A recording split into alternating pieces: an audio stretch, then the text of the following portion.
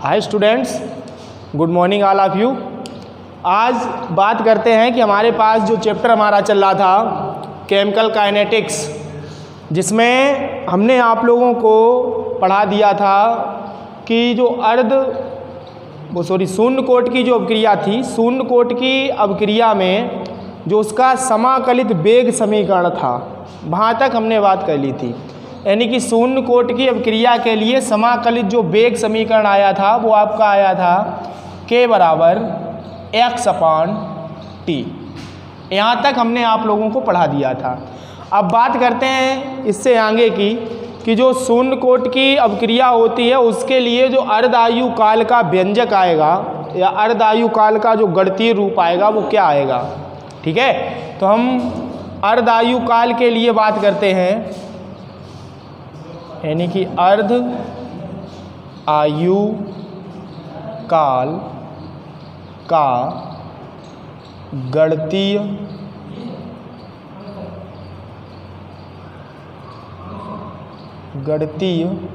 व्यंजक। इसके लिए बात करेंगे।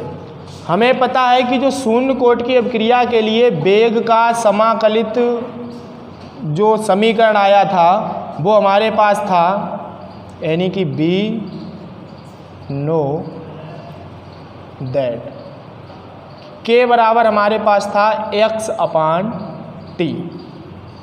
ठीक है, अब हम यहीं पर मानते हैं कि जो समय है अगर हम उसे आधा मान लें, यानी कि t बराबर हम यहाँ पर मान लेते हैं, माना t बराबर t½ कामा। अब अगर अर्ध आयु काल की बात करें तो अर्ध आयु काल क्या है। अर्ध आयु काल हम कह सकते हैं कि वह समय है जिसमें अभिकारक की जो सांद्रता होती है वो प्रारंभिक सांद्रता की आधी रह जाती है ना। कोई भी अभिकारक है और जितने समय में उस अभिकारक की सांद्रता प्रारंभिक सांद्रता की आधी रह जाएगी, उस समय को ही हम कहेंगे अर्धायु काल। जैसे हम इधर देखते हैं कि ये हमारे पास अभिक्रिया है A प्रोडक्ट। यहाँ पर हमने इसकी प्रारंभिक सांद्रता A मोल प्रति लीटर मान ली है, ये प्रारंभिक सांद्रता है। अब हम समय इसका आधा खर्च कर रहे हैं, यानी कि आधे समय में, यानी कि जो अर्ध आयु काल है हम इसकी बात कर रहे हैं, इस समय में जो अभिकारक की सांद्रता है वो प्रारंभिक सांद्रता की आधी रह जानी चाहिए। पहले मान लेते हैं कि t समय पश्चात यहाँ पर क्या हुआ था कि t समय पश्चात में यहाँ पर जो अभिकारक की x मोल प्रति लीटर जो सांद्रता थी वो उत्पाद में चेंज हो गई, यानी कि x मोल प्रति लीटर। ठीक है ना, यानी कि इतनी अभिक्रिया पूर्ण हो चुकी है। अब यहाँ पर अभिकारक की सांद्रता रह कितनी गई है, A-x। ठीक है ना।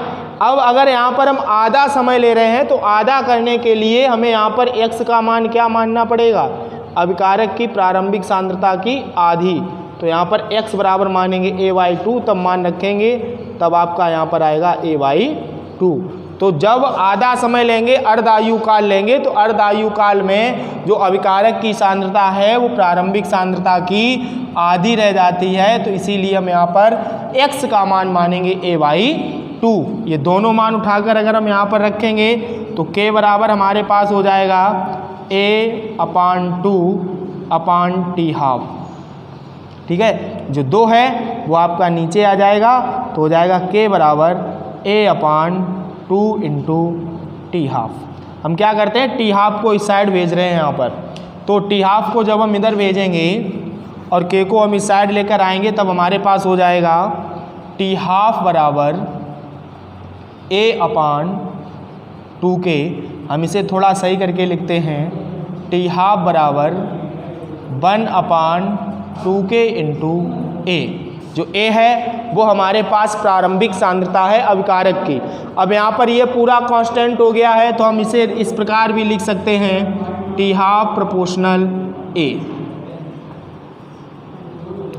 ठीक है, जो शून्य कोट की अभिक्रिया के लिए अर्ध आयु काल होती है, यानी कि जो आधा समय होता है या जो अर्ध आयु काल है शून्य कोटि की अभिक्रिया के लिए जो अर्ध आयु काल है वो अभिकारक की प्रारंभिक सांद्रता के समानुपाती होता है। यानी कि जो अर्ध आयु काल है वो अभिकारक की प्रारंभिक सांद्रता पर निर्भर करेगा। ठीक है, प्रारंभिक सांद्रता पर निर्भर करेगा। अब इसके बाद आगे की बात करते हैं। हमारे पास जैसे अभी हम शून्य कोटि की अभिक्रिया को पढ़ रहे थे, शून्य कोटि की अभिक्रिया के अंदर हमने अब शून्य कोटि की अभिक्रिया के लिए वेग का समाकलित समीकरण भी पढ़ा है, फिर अर्ध आयु काल का गणितीय व्यंजक भी हमने अभी पढ़ा हुआ है। तो हमने आपको इसमें बताया है कि हम शून्य कोटि की अभिक्रिया का जो वेग का समाकलित समीकरण है हम उस समीकरण से चल रहे हैं। वेग का जो समाकलित समीकरण आया था वो था हमारे पास k बराबर x/t। हमने यहाँ पर जो समय है वो आधा मान लिया है, यानी कि अर्ध आयु काल। t बराबर हमने माना है यहाँ पर t½ अब इस समय में जो हमारे पास अभिकारक है, अभिकारक की सांद्रता इसमें आधी हो जाएगी, यानी कि x बराबर a/2। तो यहाँ पर हो जाएगा k बराबर a/2/t²। ठीक है ना। तो k बराबर हमारे पास हो जाएगा a/2 × t½ तो हमने क्या किया है कि t½ को हमने उस साइड भेज दिया है, k हमारा आ गया इधर। तो यहाँ पर हो गया t½ बराबर a/2k। हमने यहाँ पर इसे थोड़ा सही करके यहाँ पर हमने नोट किया है। तो हमारे पास हो गया t½ बराबर 1/2k × a। तो यहाँ से हमने 1/2k को हटा दिया, यानी कि हम इसका दूसरा रूप इस प्रकार भी लिख सकते हैं t½ समानुपाती a। और इस प्रकार से जो शून्य कोटि की अभिक्रिया के लिए अर्ध आयु काल होता है वो अभिकारक की प्रारंभिक सांद्रता के समानुपाती होता है, यानी कि उस पर निर्भर करता है। ठीक है, अब आगे देखते हैं क्या नया टॉपिक है हमारे पास। देखिए हमारे पास जो आगे टॉपिक है वो है शून्य कोटि की अभिक्रिया के लक्षण। ठीक है ना। शून्य कोटि की अभिक्रिया के लक्षण के बारे में अगर हम बात करते हैं तो हम यहाँ पर कह सकते हैं कि जो शून्य कोटि की अभिक्रिया होती है वो निम्न समीकरण का पालन करती है। समीकरण है हमारे पास k बराबर x/t। ये हमारा पहला लक्षण हो जाएगा, यानी कि शून्य कोटि की अभिक्रिया निम्न समीकरण का पालन करती है, k बराबर x/t। या इसके स्थान पर हम इसे इस प्रकार भी लिख सकते हैं t बराबर x/k। ठीक है, तो जो शून्य कोटि की अभिक्रिया है वो निम्न समीकरण का पालन करेगी, k बराबर x/t। अब दूसरा लक्षण क्या हो जाएगा। दूसरे लक्षण की बात करते हैं कि अगर हम शून्य कोटि की अभिक्रिया के लिए वेग स्थिरांक क्या है हमारे पास k। ठीक है ना। अगर शून्य कोटि की अभिक्रिया के लिए हम वेग स्थिरांक k का मात्रक देखें तो मात्रक इसमें क्या आएगा निकल कर। यहाँ पर जो x है वो आपकी सांद्रता हो गई है, t है वो आपका समय है। तो यहाँ से हम अगर मात्रक या k का मात्रक निकालने जाएंगे तो हमारे पास हो जाएगा, यानी कि k का मात्रक बराबर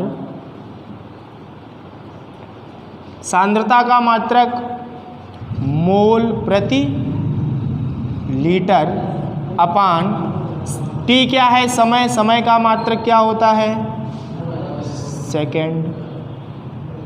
ठीक है, तो यहाँ से जो k का मात्रक आएगा, k का मात्रक हमारे पास आ जाएगा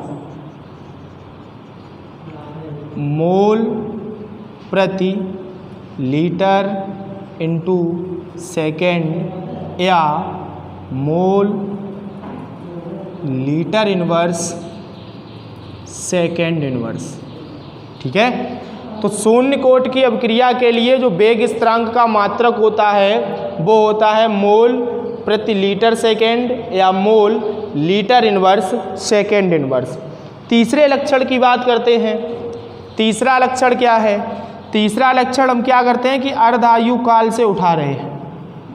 अभी आपने शून्य कोटि की अभिक्रिया के लिए अर्ध आयु काल का गणितीय व्यंजक नोट किया था, वो आया था इस प्रकार से t½ बराबर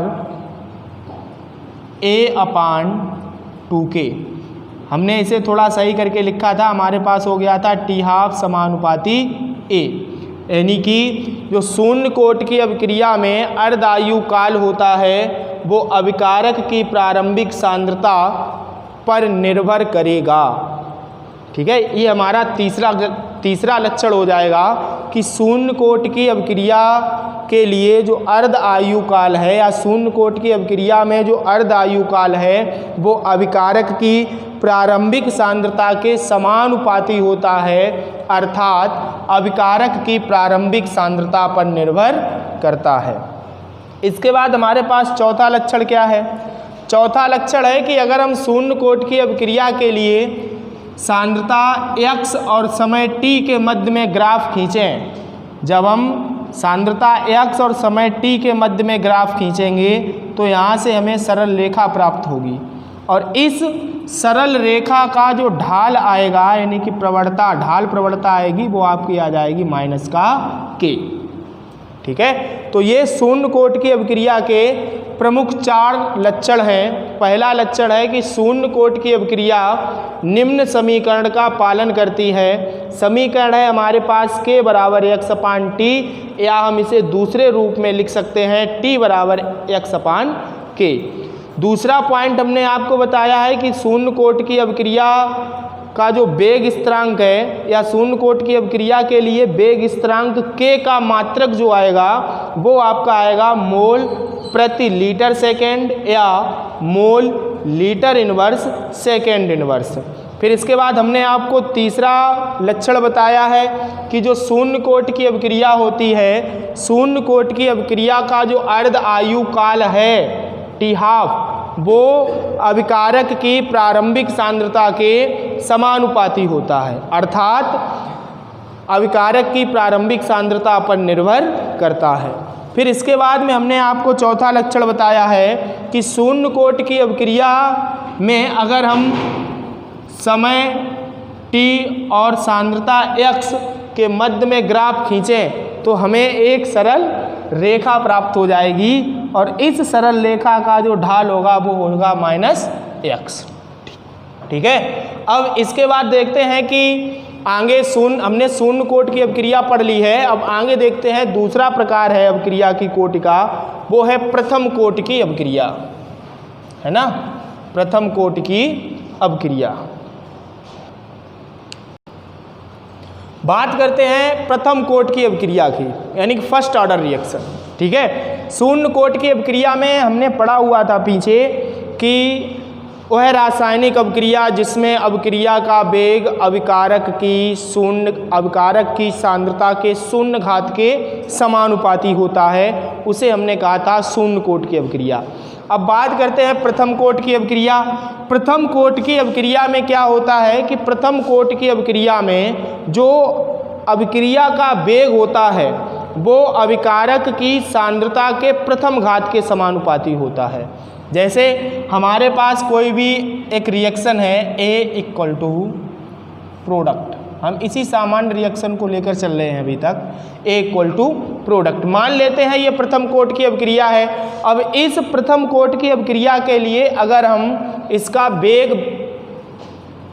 व्यंजक लिखने के लिए जाएंगे, यानी कि जो वेग व्यंजक है उसका गणितीय रूप, तब हमारे पास हो जाएगा dx अपान dt समानुपाती अभिकारक की सांद्रता। ठीक है, क्योंकि ये प्रथम कोट की अभिक्रिया है तो यहाँ पर जो अभिकारक है उसकी सांद्रता की जो घात है वो होनी चाहिए 1, वही हमने यहाँ पर किया है। अब यहाँ पर आप देख रहे हैं कि जो ये रासायनिक अभिक्रिया है, इस रासायनिक अभिक्रिया का जो वेग है वो अभिकारक A की सांद्रता के प्रथम घात के समानुपाती है, इसीलिए हम इसे क्या कहेंगे, प्रथम कोट की अभिक्रिया। यानी कि हम प्रथम कोट की अभिक्रिया में कह सकते हैं कि वह रासायनिक अभिक्रिया जिसका वेग अभिकारक की सांद्रता के प्रथम घात के समानुपाती होता है, प्रथम कोट की अभिक्रिया कहलाती है। हमने यहाँ पर कोई सामान्य रिएक्शन मानी है A इक्वल टू प्रोडक्ट, जो कि एक प्रथम कोट की अभिक्रिया है। अब हम क्या करते हैं, यहाँ से वेग नियम से चल रहे हैं, वेग नियम से। वेग नियम हमने आपको बताया था कि किसी भी रासायनिक अभिक्रिया का जो वेग होता है वो अभिकारकों की सांद्रताओं के गुणनफल के समानुपाती होता है। ये हमने आपको वेग नियम बताया था। तो यहाँ पर जो ये रासायनिक अभिक्रिया है इसमें अभिकारक केवल आपके पास A है। ये आपका अभिकारक हो गया, ये अभिक्रिया का वेग हो गया। तो वेग नियम है क्या? अभिक्रिया का वेग अभिकारक की सांद्रता के अभिकारक की सांद्रता के समानुपाती होता है। भाई हमने यहाँ पर कर दिया है। अब यहाँ पर इसकी जो घात आ रही है सांद्रता के पदों में वो 1 आ रही है, इसीलिए हम इसे प्रथम कोटि की अभिक्रिया कहेंगे। अब यहाँ से समानुपाती का चिन्ह हटाते हैं तो हो जाएगा dx/dt बराबर के अभिकारक A की सांद्रता। ठीक है, तो प्रथम कोटि की अभिक्रिया में क्या हो जाएगा कि वह रासायनिक अभिक्रिया जिसका वेग अभिकारक की सांद्रता के प्रथम घात के समानुपाती होता है प्रथम कोटि की अभिक्रिया कहलाती है। सामान्य रिएक्शन मानी है, अभिक्रिया के वेग नियम से हम चल रहे हैं तो अभिक्रिया का वेग अभिकारक की सांद्रता के समानुपाती हो गया है। समानुपाती का हमने चिन्ह हटाया है, कांस्टेंट आया है हमारे पास K। अब यहाँ से अगर हम इसका एग्जाम्पल देखें तो एग्जाम्पल इसका क्या हो जाएगा, जैसे हमारे पास कोई एक रिएक्शन है,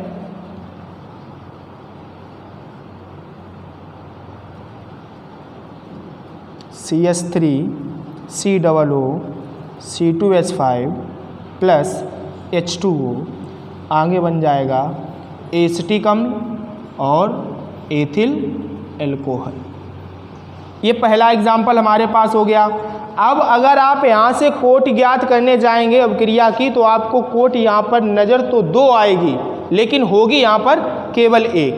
इस अभिक्रिया की कोटि 1 होती है क्योंकि जितने भी एस्टर होते हैं सभी एस्टरों का जल अपघटन और जो सुक्रोस है सुक्रोस का जल अपघटन, इन दोनों अभिक्रियाओं की जो कोटि आएगी वो 1 आएगी। क्योंकि यहाँ पर हम जल की सांद्रता को 0 मान लेते हैं, यानी कि इसकी घात जो होगी वो हम 0 मानेंगे। जैसे यहाँ पर देखते हैं वेग नियम से, अब जब आप वेग नियम में जाएंगे तो हो जाएगा dx/dt, अभिक्रिया का वेग है अभिकारकों की सांद्रताओं के गुणनफल के समानुपाती हो जाएगा। तो पहला अभिकारक है आपके पास एस्टर यानी कि CH3COO C2H5 इंटू H2O। अब यहाँ पर जो इसकी सांद्रता की घात होगी वो 0 हो जाएगी और अभिकारकों की सांद्रता के पदों में जो व्यक्त घातों का योग है वही आपकी अभिक्रिया की कोटि कहलाती है। तो अभिक्रिया की कोटि यहाँ से आपकी क्या आ जाएगी, अभिक्रिया की कोटि बराबर क्या आ जाएगी, इसकी कोटि है यहाँ पर 1, इसकी 0, तो 1 + 0 = 1। ठीक है, अब इसी प्रकार से दूसरा एग्जाम्पल देखते हैं। दूसरा एग्जाम्पल हमने आपको क्या बताया है, सुक्रोज का जल अपघटन यानी कि C12H22O11, सामान्य भाषा में जिसे शक्कर कहते हैं। इसका हम जब जल अपघटन कराएंगे तो हमारे पास मोनोसैकेराइड के 2 अणु प्राप्त हो जाएंगे। हमने दोनों को साथ में लिख लिया है लेकिन इसमें एक ग्लूकोज है और एक फ्रक्टोज है, अणुसूत्र दोनों का समान है, इसीलिए हमने यहाँ पर इस प्रकार से इसे लिखा है। अब इसकी अगर आप कोटि ज्ञात करने जाएंगे तब भी आप अभिक्रिया के वेग नियम से ही चलेंगे। अब सुक्रोज की सांद्रता इंटू H2O की सांद्रता और इसकी घात क्या मानेंगे, 0। तो यहाँ पर भी अभिक्रिया की कोट आपकी क्या आ जाएगी, 1 + 0 यानी कि = 1। ठीक, आगे हम लोग क्या करेंगे कि कल जो बात करेंगे वो प्रथम कोटि की अभिक्रिया के लिए वेग का समाकलित समीकरण क्या आएगा उस पर बात करेंगे। आज के लिए इतना ही, धन्यवाद।